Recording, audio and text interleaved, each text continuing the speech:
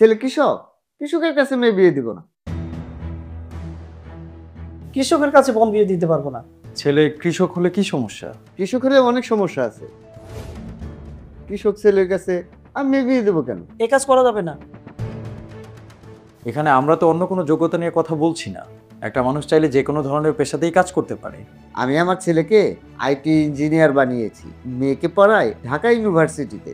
নিশ্চয়ই কোনো কৃষক ফ্যামিলির সাথে সম্পর্ক করার জন্য ছেলে মেয়েদের এত হায়ার এডুকেটেড বানাই নাই। কৃষক পরিবারে মেয়ে বিয়ে দিলে আমাদের মান সম্মান থাকবে না।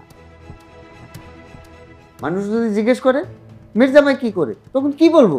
আপনি আমাদেরকে ভুল বুঝবেন না। আসলে সবকিছু নিয়ে সবারই তো একটা প্ল্যানিং থাকে। আমার বোনকে একটা শিক্ষিত ফ্যামিলিতে বিয়ে দিব। এরকম আমাদের একটা ইচ্ছা। আমি কিন্তু একবারও বলিনি যে আমাদের ফ্যামিলির সবাই অশিক্ষিত, কোনো শিক্ষাগত যোগ্যতা নেই। ব্যাপারটা কিন্তু এরকম না। আমি শুধু বলেছি আমরা কৃষি কাজ করি। না ভাই, এত কথা বাড়ানোর দরকার নেই।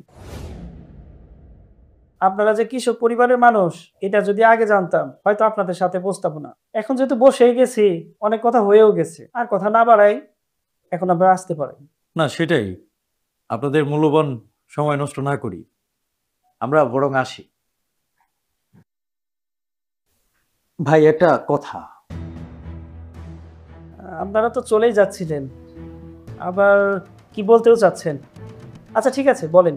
আমরা কৃষিকাজ করি শোনার পর আপনারা ধরিয়ে নিয়েছেন আমরা অশিক্ষিত, গণ্ডমূর্খ। আপনি কি জানেন আঙ্কেল, আমি একজন গ্র্যাজুয়েট। গ্র্যাজুয়েশন কমপ্লিট করার পর আমি কৃষিকাজ করছি। আমার দিকে মানুষ বাঁকা নজরে তাকায়, তাতে আমার আফসোস হয় না। তবে ভাইটার জন্য আফসোস হয়। আমার ভাইটা নাকি আমাকে দেখে ইন্সপায়ার হয়েছে, সে কৃষিকাজ করবে। সে চাইলে কিন্তু পারতো দেশের বাইরে চলে যেতে, অনেক ভালো একটা কোম্পানিতে জব করতে। আপনার ছেলের মতো আইটি ডিপার্টমেন্টেও সে জব করতে পারতো, যথেষ্ট মেধাবী। যদি চাইতাম হয়তো আমিও পারতাম। কিন্তু আমার কাছে মনে হয়েছে কৃষিকাজটা শুধু কাজ না, এটা সেবা। যারা কৃষক তারা মানুষের সেবা করেন। আচ্ছা, আপনাদের আইটি ডিপার্টমেন্টে কি খাবার উৎপাদন হয়? আইটি ডিপার্টমেন্টে খাবার উৎপাদন হবে কেন? আপনি তো আইটি ডিপার্টমেন্টে জব করেন। আঙ্কেল আপনাকে নিয়ে নিশ্চয়ই অনেক গর্বিত। আপনি ডাক্তার, ইঞ্জিনিয়ার যাই হতেন, আঙ্কেল আপনাকে নিয়ে গর্ববোধই করতেন। কারণ এই সমাজের প্রত্যেকটা মানুষের মাথায় একটা স্ট্যান্ডার্ড সেট হয়ে আছে যে তাকে চাকরি করতে হবে। আপনি শুধু চাকরি করলেই হবে। কিসের চাকরি করলেন, কোন বিষয়ের উপরে করলেন, সেই চাকরি থেকে মানুষের কতটুকু উপকার হচ্ছে, দেশ কতটুকু এগিয়ে যাচ্ছে আপনার চাকরির মাধ্যমে, এটা কারো দেখার বিষয় না। আপনার মতো আমিও ভাবলে পারতাম, আমার ভাইও ভাবলে পারত। কিন্তু একটা সময় মনে হয়েছে শুধু কাজ করলেই হবে না, এমন কোনো কাজ করতে হবে যেটার মাধ্যমে দেশ এগিয়ে যাবে আমাদের সাথে সাথে। আপনারা কি জানেন বাংলাদেশের জিডিপির কত পার্সেন্ট শুধু কৃষিকাজ থেকে আসে? দেশটাকে যে কৃষকরা টেনে নিয়ে যাচ্ছে এটা তো আপনারা বোঝেন না, ভাবতেও চান না। আমি সচরাচর রাগ করি না। কৃষক মানুষ তো, মাটির দিকে তাকালে সব রাগ শেষ হয়ে যায়। রাগ করার অভ্যাস আপনাদের মতো বড় লোকদের আছে, আমাদের নেই।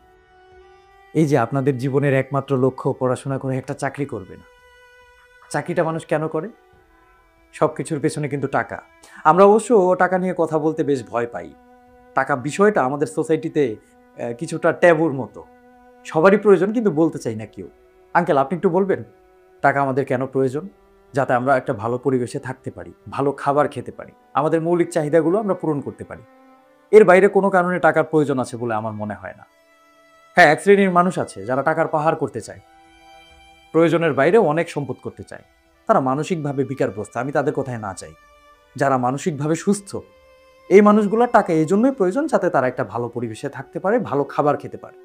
ভাই, বিশ্বাস করেন, আমার কাছে মনে হয় না কৃষকের চেয়ে ভালো পরিবেশে কেউ থাকে। শেষ কবে গ্রামে গেছেন আমি জানি না, একবার গিয়ে দেখবে, মনটা শান্ত হয়ে যাবে, ভালো লাগবে। যদি ডিপ্রেশনে থাকেন গ্রামে যাবেন, বাঁচতে ইচ্ছা করবে। এর চেয়ে ভালো পরিবেশ কোথায় পাওয়া যায় বলেন? আর খাবারের কথা বলছেন, প্রতিনিয়ত ফরমালিন খাচ্ছেন, আমরা খাই না। যে খাবারের জন্য আপনার পাশের বাজারের উপর ভরসা করতে হয়, সেই খাবারটা আমরা নিজেরাই ফলাই, নিজেরা উৎপাদন করি, তারপর খাই। একটা গ্যারান্টি তো আছে, আমাদের চেয়ে ভালো খাবার কেউ খেতে পারে না, আর আমাদের চেয়ে ভালো পরিবেশে কেউ থাকতেও পারে না। ভালো খাবার, ভালো পরিবেশ সবকিছুই তো আমাদের কাছে আছে, কিন্তু আপনাদের কাছে কি আছে? শহরের কালো ধোঁয়া, জ্যাম, ডিপ্রেশন, আর এইসব নিয়ে এত গর্ব করেন। যে কথাগুলো বলছি এগুলো আপনার মেয়ের সাথে আমার ভাইয়ের বিয়ে দেওয়ার জন্য বলছি না।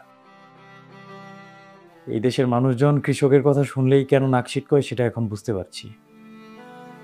মানুষের মধ্যে অনেক ভুল ধারণা রয়ে গেছে। আমাদের দেশটা কৃষি প্রধান দেশ। একটা কৃষি প্রধান দেশে একটা মানুষ কৃষি কাজ করবে, সেখানে কোনো সমস্যা থাকতে পারে বলে আমার মনে হয় না। বৃষ্টি আসলে আপনারা কি করেন? আপনারা কি জানেন বৃষ্টি আসলে একজন কৃষক কি করে? জানেন না।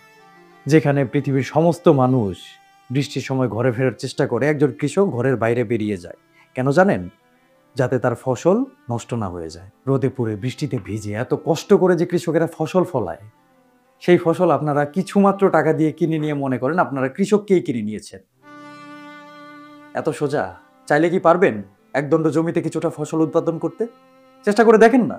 দেখেন, অনেক শিক্ষিত তো আপনি।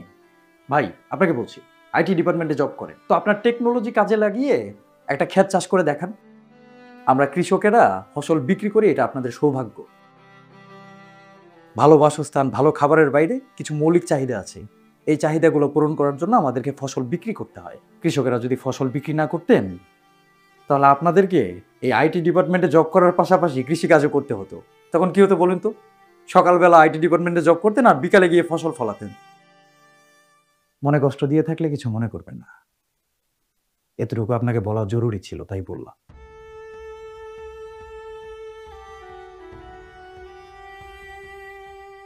ভাই, মনে দুঃখ নিবেন না। আমি বা আমার বাবা আপনাদেরকে ছোট করতে চাই নাই।